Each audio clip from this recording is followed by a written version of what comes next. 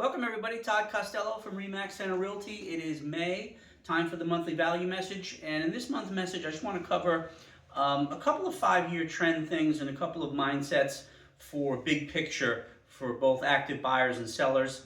And then I will point you to the 60-second social in the email. I was recently a guest on a local podcast, a real estate investor podcast, talking about when is the best time to get the best terms from a buyer when you unveil your home to the market. So check out the 60-second social when we're done. If you have any bigger picture questions, feel free to check me out at toddcostello.com. So let's just jump right in. And what I wanted to share this month is which month of the year had the peak demand in the last 5 years. And by demand, that is the ratio between active buyers and sellers. So we're going to go back 5 years.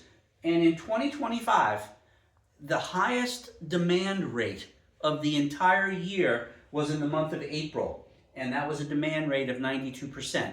And that typically means there are about 92 buyers for every 100 homes on the market. In 2024, the busiest month of the year was May. 2023 was April, 2022 April, and 2021 May. So in the last 5 years, the peak demand of the residential real estate sales market in the 4 school districts, State College, Bellefonte, Bald Eagle, and Penns Valley that I track was either April or May. So currently, the demand rate for April of 2026, the month that just finished, was 90%. So we're going to find out here in May, is the demand rate in May going to be higher than it was in April, or have we been at peak demand? And this is just one single data point that is a reference point for setting expectations for both buyers and sellers as I go through each season. So just information's sake, you also note that look at the dramatic difference, how demand is not related to the size of the market. Demand is simply related to the ratio between active buyers and sellers, because we're also going to look at year-to-date closed transactions. So for the last 5 years, the January, February, March, and April, the first 4 months of each year, how many residential transactions closed? And in 2026, this year, there were 344 closed transactions in those 4 school districts. In 2025, there were 334.